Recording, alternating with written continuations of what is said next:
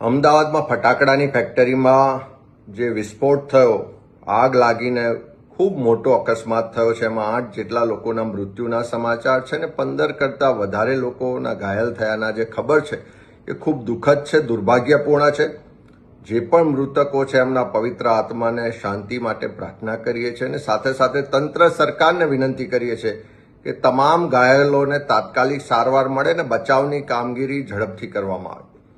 પણ વારંવાર આવા દુર્ઘટનાઓ, અકસ્માતો જે થાય છે એના પાછળ તંત્રમાં બેઠેલા લોકો, સરકારમાં બેઠેલા લોકો જે વહીવટ કરે છે એની મિલીભગત અને ભ્રષ્ટાચાર જવાબદાર છે.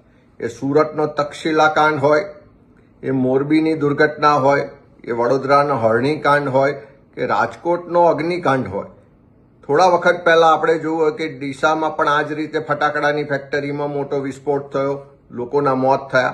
કપડવંજમાં પણ આ જ રીતે વિસ્ફોટ થયો, લોકોના મોત થયા. આજે અમદાવાદમાં બનાવ બન્યો. આ વારંવાર એટલા માટે થાય છે કે જે સત્તામાં બેઠેલા લોકો છે, જે અધિકારીઓની જવાબદારી છે, એ લોકો ક્યાંક ને ક્યાંક મેળાપીપણાને કારણે, ક્યાંક ને ક્યાંક મોટા વહીવટ કરી અને ગેરકાયદેસર રીતે આવી પ્રવૃત્તિઓ ચાલવા દે છે. નિયમ વિરુદ્ધ આવી જે ફેક્ટરીઓ ચાલતી હોય, અલગ અલગ ગેમ ઝોન ચાલતા હોય, એ બધું ચાલવા દે છે એટલા માટે કારણ કે એમાં મોટો ભ્રષ્ટાચાર થાય.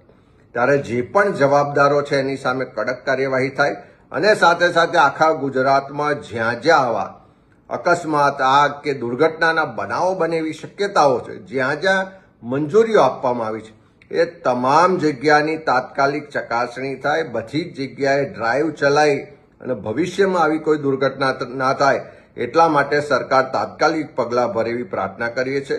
અને તમામ જે મૃતકો છે એમના પરિવારજનોને પણ સાંત્વના મળે અને સાથે સાથે ઘાયલોને સારવારને પૂરતું વળતર મળે એવી માગણી કરીએ છીએ.